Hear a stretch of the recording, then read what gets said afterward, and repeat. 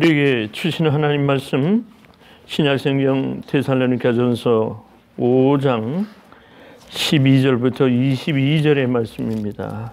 데살로니가전서 페이지로 333페이지 교독합니다. 형제들아, 우리가 너희에게 구하노니 너희 가운데서 수고하고 주 안에서 너희를 다스리며 고난하는 자들을 너희가 알고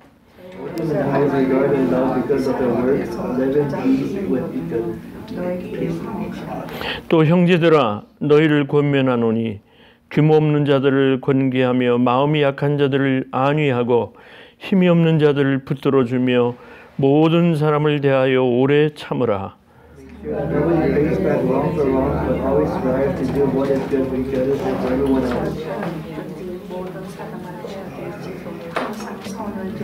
항상 기뻐하라.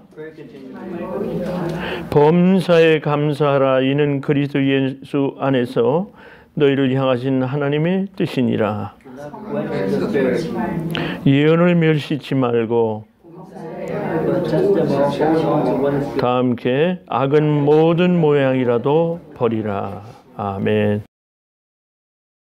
오늘 말씀의 제목은 세 가지로 하나님의 뜻이 우리를 향해서 무엇이 있는가 하는 것을 말씀 나누겠습니다. 항상 우리는 이 세상을 살아가면서 준비하는 자세로 살아갑니다. 오늘 하루도 시작하기 전에 새벽에 일어나서 하나님 앞에 기도하며 하나님이 나를 어떻게 인도하실까 하며 준비하는 마음으로 또한 살게 됩니다.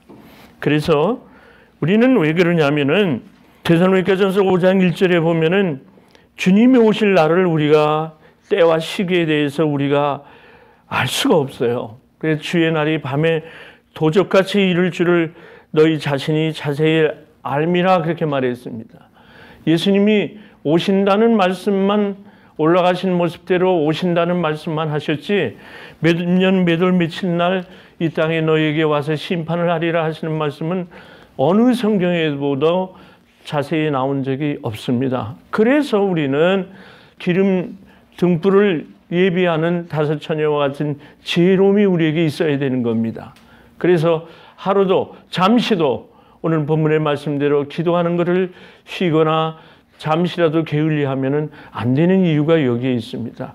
그때 주님이 오셔서 잠자는 모습을 보고 나는 도대체 너희가 누군지 모른다. 주님이 이렇게 말씀하시면 어떻게 되겠느냐 이거예요. 믿음의 순서를 먼저 주님을 가지시기 바랍니다. 하나님은 우리의 관계에서 질투하시는 하나님이라고 그러셨습니다. 그러니까 하나님보다 다른 것을 먼저 사랑하게 되면은 반드시 그 값을 하나님보다 받게 돼요. 이렇게 사시기를 바랍니다. 그 요한복음 14장을 제가 오늘 보충해서 말씀을 드리고 싶은데 그 1절에 그런 말씀을 했어요. 너희는 마음에 근심하지 말라. 하나님을 믿고 또 나를 믿으라. 예수님이 그러셨어요. 제자들에게. 그러니까 하나님을 믿는 믿음이 없다면 하나님을 믿으면서도 마음에 근심하면은 그거는 다른 뜻으로 낙심하고 낭망한다는 뜻하고 같다는 거예요. 낙심이 뭡니까? 믿음이 없어 교만한 거예요. 낙심이 없으면 교만한 일이 되고 하나님을 의지하지 않아요. 분명히 여기 성경에는 하나님을 의지하라고 그랬어요. 그럼 의지하면 되는 겁니다. 근데 왜 자꾸 근심을 하게 되느냐 이거예요. 왜 낙심을 하게 되느냐? 믿음이 없어서 그래요. 여러분, 여호수아라는 사람이 갈렙하고 오직 요단강을 건너서 가나안 땅에 들어갈 때는 20세 이상을 보았을 때는 요 두 사람만이 들어갔어요. 20세 이상을 다 보았을 때. 왜 여호수아하고 갈렙만 들어가느냐? 이들은 두려워하지 않고 하나님 말씀대로 낙심하지 않고 하나님을 믿었기 때문에 하나님이 옳다 인정을 해 주신 겁니다. 여러분, 내 스스로 하나님을 믿는다고 계산적으로 믿으면 안 돼요. 그저 어린아이와 같이 순수한 믿음을 하나님 앞에 드렸을 때. 그러면 근심하지 않게 돼요. 요한복음 14장에 이렇게 보면 내가 길이요 진리요 생명이라기 때문에 나를 통하지 않고는 아버지께로 오지 못한다는 관계를 말씀하셨어요. 나를 본 자는 하나님을 볼 것이다. 나 예수를 믿으라 이런 말씀을 하시면서 13, 14절에 보면 아주 중요한 말씀을 하십니다. 너희가 내 이름으로 무엇이든지 아버지께 구하면 내가 다 이루어 주겠다. 이것은 아버지께서 아들을 통해 영광을 받으시도록 하기 위해서다. 너희가 내 이름으로 무엇이든지 구하면 내가 이루어 주겠다. 또 같은 말씀을 반복해 하셨습니다. 하나님과 우리의 관계는 믿음의 관계라는 거예요. 그래서 하나님과 우리 관계는 그 십자가를 통해서 하나님이 우리를 구원하시는 사랑의 관계요. 이것이 이 지상에 살고 있을 때 우리들이 하나님 앞에 지켜야 할 법칙인 거예요. 위대한 원리인 거예요. 하나님을 사랑하고 내 이웃을 내 몸과 같이 사랑하라 말씀하셨어요. 그렇기 때문에 우리는 하나님과의 관계가 잘 되어 있어야 된다는 거예요. 우리는 이 관계 속에서 항상 살기 때문에 하나님은 어떤 하나님이신가를 잠깐 구약성경의 예를 들어서 말씀을 올릴까 합니다. 사무엘하 24장을 보면은 다윗이 이제 거의 마지막 때인데 한 번은 하나님께서 내가 오늘 그 성경을 좀 찾아봤어요. 왜 하나님이 이스라엘 사람들과 유다를 벌하시려고 이제 다윗으로 인하여 인구조사를 하게 하셨는가? 그래서 그 충성스러운 요압이 말을 했습니다. 임금이시여, 하나님께서 이제 이만큼 임금에게 축복을 하시고 오늘까지 오게 하셨는데 왜 인구조사를 하게 합니까? 그렇지만은 마음이 불타서 이 다윗은 요압에게 강제적으로 명령을 합니다. 너는 이제 이스라엘과 유다 땅 온 전역을 돌아다니며 군사에 나갈 수 있는 사람이 몇 명인가를 인구를 조사를 해보아라. 하나님이 결코 기뻐하시는 일이 아니거든요. 나중에 어떻게 됐습니까? 3일간의 병마가 있어서 그 백성의 7만 명을 잃어버렸어요. 그러면 그런데 놀라운 건 사무엘하 24장 1절에 보면은 하나님이 이스라엘을 치시려고 했다고 그랬어요. 왜 치셔요? 멀쩡하게? 그런데 알고 보니까 거기 사무엘하 15장 이후에 이렇게 보면은 무슨 사건이 일어나냐면은 그의 아들 압살롬이 아버지의 왕권을 뺏으려고 아버지를 대항해서 모방을 하게 됩니다. 이거를 결코 좋은 일이 아니거든요. 그 다음에 세바라고 하는 사람이 임금 다윗을 순종하지 아니하고 이 세바라는 사람이 아주 못된 짓을 합니다. 나쁜 짓을 해요. 그러니까 하나님이 주신 권위를 순종하지 아니하는 그런 관계 속에 있으면 하나님이 반드시 벌로 내리신다는 거예요. 다윗은 물론 나중에 인구조사 이후에 후회를 했습니다마는 하나님은 이스라엘을 그것을 인하여 벌을 주시려고 인구조사를 시켰다는 거예요. 이때 다윗이 좀 현명했다면 자기가 그것을 알고 하나님 자신을 보시고 용서해달라고 구했을 겁니다. 그러나 왕좌에 앉아보니까 그 마음이 발동했을 때 그대로 진행했다는 것이 결국은 뒷모습을 보면은 하나님이 그 이스라엘과 유다를 못되게 여기신 거예요. 그 벌하시려고. 여러분, 그 당시에 이스라엘이 장정이 80만 명이요. 다윗이 이끄는 유다가 50만 명, 130만 명이에요. 어마어마한 군사예요. 작은 나라로 봤을 때. 그거는 하나님 앞에서 교만한 죄를 짓는 거예요. 하나님이 질 때 주시는 거에 대해서 감사합니다 하고 받는 그런 자세. 그러니까 우리는 하나님 앞에 오직 순종하는 자세일 뿐이 없는 거예요. 하나님이 사랑으로 우리를 명령하실 때 그저 우리는 주여 오늘 제가 여기 있음을 감사드립니다. 순종하는 것뿐이 없는 거예요. 근데 왕위에 앉아가지고 인구조사를 시켜서 자, 우리 이스라엘 유다의 군세가 이만큼 있구나. 여러분, 그런 말이 있습니다. 이 일본의 사무라이는 자기 집을 떠나면은 7명의 적을 만난다는 그런 통설이 있습니다. 그러니까 우리는 언제나 적이 우리를 에워싸고 있다고 하는 것을 늘 우리는 잊으면 안 돼요. 방해 요소가 있다는 거예요. 살면서 여러분, 지혜로운 사람은 방해꾼을 물리쳐야 돼요. 뭘로? 기도로 물리쳐야 되는 거예요. 오늘 이 자리에 현재 내가 하는 이 일에 하나님 나를 병으로나 또는 근심으로나 연약하게 하는 일이 있으면 예수님이 그러셨잖아요. 너희가 내 이름으로 하나님 앞에 구하면 아버지께서 다 주시리라 약속하셨단 말이에요. 그 약속의 하나님을 믿고 항상 내가 평안한 가운데 주님 앞에 믿음으로 나가야 되는 겁니다.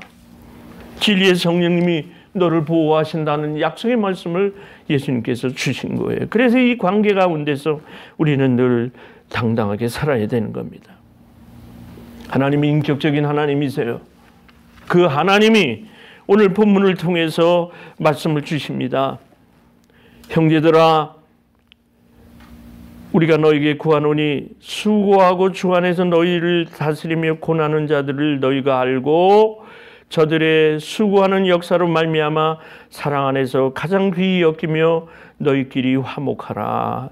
교회를 말씀하실 때에 하나님의 말씀을 대언하는 목사님이나 또는 장로님들의 그 가르침과 안내를 감사함으로 받으면서 순복하라 하는 거예요. 디모데전서 5장 17절에 보면 같은 말씀이 또 있어요. 잘 다스리는 장로들을 배나 존경할 자로 알되 말씀과 가르침에 수고하는 이들을 더할 것이다. 히브리서 13장 17절에도 순종과 복종에 대한 이야기를 같은 말씀으로 하고 있습니다. 교회는 이렇게 하나님의 일을 대행해서 약속을 선포하고 여러분들을 인도하는 그러한 지도자들에게 순복하라 그런 말씀으로 그런 관계를 가져라 하는 말씀으로 해석하면 되겠습니다. 그러면서 연약한 자를 붙들어주고 또 대항하는 자를 오래 참아서 그가 하나님을 아는 일에 도와주라 그런 말씀을 하고 계십니다. 그러면서 세 가지를 우리가 성도로서 잘 신앙생활을 할 것을 세 가지로 일러주십니다. 그 첫째는 항상 기뻐하라는 거예요. 무슨 일을 하든지 기뻐하라는 겁니다. 왜 기뻐하느냐? 이건 영적인 기쁨인 거예요. 빌립보서 4장 4절에 똑같은 말씀을 하는데 주 안에서 기뻐하라는 거예요. 영적으로 기뻐하라는 거예요. 왜? 기뻐할 수밖에 없잖아요. 우리가 구원받은 하나님의 백성입니다. 시편 16편 11절 보니까 주께서 생명의 길을 나에게 알려주셨으니 주가 계신 곳에는 기쁨이 충만하고 영원한 즐거움이 있을 것이다. 거듭났다는 데 대한 이 생명의 길을 나에게 보여주시니까 여러분은 생명의 길을 가고 계신 겁니다. 여러분이 잘 살고 못 사는 게 문제가 아니에요. 부적 가치로 여러분을 평가하는 게 아니에요. 하나님이 택하여 주셔서 하나님의 백성으로 이 세상을 살아가게 하시는 하나님의 생명을 누리는 축복받은 여러분들이기 때문에 여러분이 기뻐할 수밖에 없는 겁니다. 우리는 영적으로 거듭났고 믿음 가운데서 평안을 이루고 여러분이 사랑을 행할 때 여러분 우리 노력 없이 기쁨이 저절로 오는 게 아닙니다. 자족하는 마음을 가질 때 우리는 항상 기쁨을 가지라 했으니 그 가운데서 지켜갈 때 기쁨을 주시는 거예요. 여러분 알 수 없는 기쁨이 용서씀 7세에 있습니다.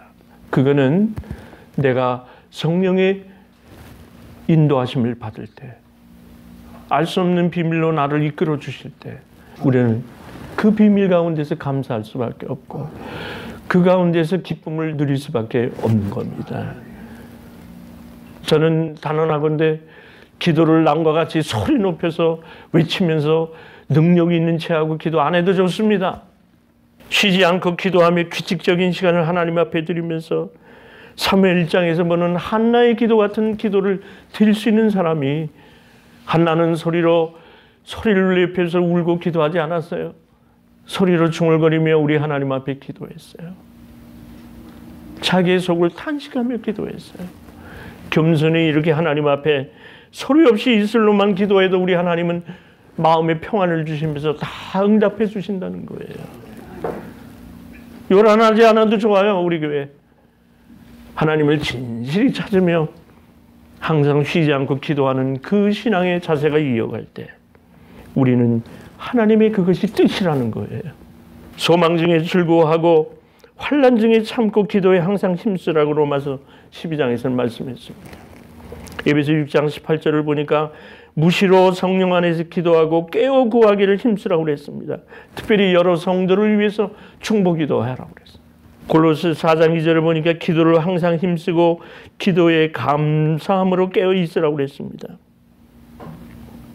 예수 이름으로 우리 하나님 앞에 기도할 때 하나님이 응답해 주신다는 겁니다. 그래서 기도는 만사를 움직이게 하는 시작입니다. 우리는 낙심할 필요가 없어요. 그래서 다른 일도 기도하는 마음으로 하게 되면 그게 신앙이에요. 여러분 기도하는 마음으로 형제를 바라보고 기도하는 마음으로 내게 맡겨진 일을 감당하면 여러분 그게 온전한 신앙인 거예요. 주님은 그게 하나님의 뜻이라고 말씀하셨어요. 세 번째는 범사에 감사하라고 그랬습니다. 모든 일에 감사하라고 그랬습니다. 좋은 것이나 불행이나 로마서 8장 28절에 보면 나중에 모든 것이 합력해서 나는 그 뜻을 모르지만은 지나가 보니까 하나님께서 이러기 때문에 나한테 환난을 참으라 인내를 하라 이런 말씀을 주셨구나. 주 안에서 유익하게 되었구나. 사랑하는 여러분, 욥의 신앙을 본받으시기 바랍니다. 욥은 나중에 재산도 배로 얻었고 그 사랑하는 자식도 10명이나 얻었어요. 나중에는 결국에는 합력해서 하나님이 좋은 것으로 안내해 주시기 때문에 우리는 감사하지 않을 수 없습니다. 그것을 알기 때문에 오늘 살아갈 때 비록 나한테 환난과 곤고가 오더라도 하나님 감사합니다. 미리 감사하시기 바랍니다. 하루에 100번씩 우리 감사하십시다. 하나님 감사합니다. 여기 본문에 보니까 누구에든지 악으로 악을 갚지 말게 하고 오직 피차 누구를 대하든지 선을 쫓으라고 그랬습니다. 감사하면요 누구를 대하든지 선하게 대합니다. 감사하면요 불평하지 않습니다. 항상 기뻐하고 순간을 놓치지 않고 기도하는 마음으로 살고 모든 일에 하나님 앞에 감사하기 시작하면은 그 사람이 위대한 하나님의 신앙을 갖게 되는 거예요. 그래서 그 다음에 뭐라고 그랬습니까? 성령을 소멸하지 말라고 그랬습니다. 성령을 소멸하지 말라는 것은 우리가 공의로 심판하시는 우리 하나님을 나아가는 여러분들에게 성령이 도와주신다고 약속하셨어요. 요한복음 14장에 보면은 성령께서 여러분을 인도하신다고 그랬습니다. 보호자가 되신다고 그랬습니다. 근심 걱정 말라고 하셨습니다. 말할 수 없는 탄식으로 내가 기도할 것을 구하지 못할 때 주님은 나를 대신하여 성령님이 삼일체 되신 하나님과 예수님과 성령님이 나를 도와서 하나님 앞에 온전한 사람으로 서게 해주신다는 그런 말씀이 되겠습니다. 거기 예언을 멸시하지 말라고 그랬습니다. 예언이라는 건 하나님의 말씀을 대하는 하나님의 뜻도 됩니다.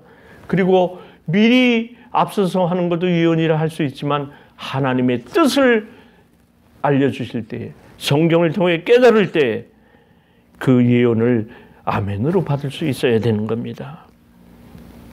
이렇게 균형을 맞추는 신앙생활을 하게 되면 기뻐하고 감사하고 연약하지만 하나님을 의지하여 범사에 감사하고 기도하고 기뻐하면 이 세 박자를 여러분이 늘 간직하면서 살아가시면 성령님이 여러분을 인도하실 것이요 예언하는 그 말씀이 여러분을 선한 것으로 안내하실 겁니다. 모든 일에 헤아려 시험해보고 모든 일에 좋은 것만을 취하고 어떤 악이 나한테 올 때는 모양이라도 버리라고 말씀합니다. 우리는 항상 선한 편에 있어서 이 세 가지 뜻을 가지며 날마다 하나님을 찬양하고 기뻐하는 마음이 여러분 가운데 넘치시기를 바랍니다. 우리 하나님은 결과적으로 좋은 것을 주시는 우리 아버지 하나님이 되시기 때문에 조금 더 낙심하는 것은 말씀드렸듯이 낙심은 교만이요 낙심은 불신이라 했으니 이제부터는 우리가 근심하지 않고 작은 것부터, 가장 작은 것부터 하나님 앞에 맡기시고 나아가시면서 합력의 선을 이루시는 여러분의 신앙생활이 되시기를 주의 이름으로 축원합니다. 아버지 하나님 감사합니다. 모든 일 헤아려 보고 귀를 기울여 보고 지혜를 살펴서 아버지 하나님 앞에 기뻐하며 이제 모든 일에 기도하며 모든 일에 감사로 고백할 수 있는 우리들의 신앙이 되게 축복하여 주옵소서. 사랑하는 귀한 성도들, 가장 작은 일부터 하나님을 향하여 마음을 붙이고 근심하지 않고 나아가게 하여 주시옵소서.